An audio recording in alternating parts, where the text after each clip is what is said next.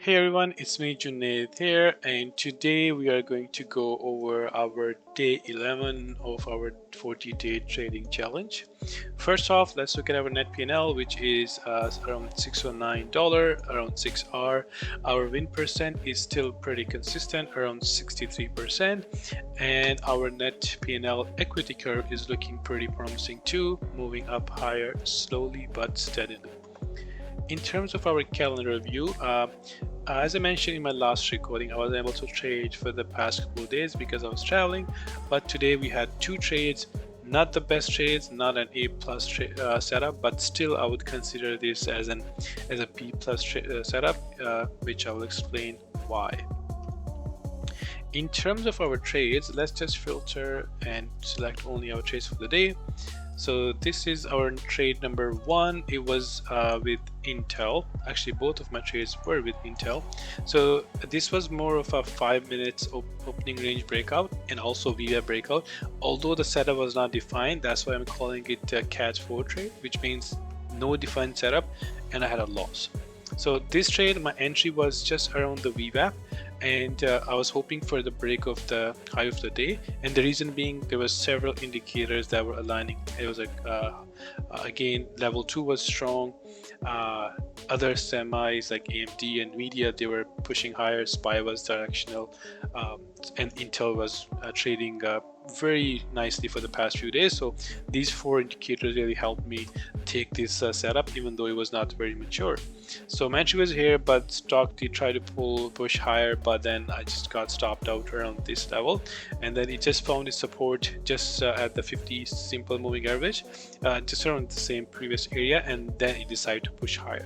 So overall, I call it, as I mentioned, Cat 4 trade, not defined setup, but still lots of other similar things that were based on intuition. So Cat 4 trade. Next, it was same trade, sorry, same ticker, but it was my re-entry because again level 2 was pretty bullish, and if I were to go back to our screenshot, I can show here that our level 2 here was pretty bullish. So you see 120 level here, even my entry here, level 2 was pretty bullish, and I was aiming for 120 because there was back then it was like $122,000 order that was placed on the higher side, and which is still here at my re-entry. So I was hoping to break this level. So yeah, I re-entered around the same level as before, and my target profit was high of the day and level 2 120, which was around 2.5R. And if we go back to our chart, we can see that the trade did work in our favor nicely. I had my first partial of 10% at 1R, and then my second partial of 50% at 2R. Then I started partialing very aggressively because overall I noticed that like our market was trading in a very choppy way and very range bound way, where stock was pulling back and pushing higher like within a split second. So that's why my partials were pretty aggressive, but overall I still follow my system, which says like first partial of 10% 1R, second partial will be a 2R of 50%. So rest partials are at my discretion as of now.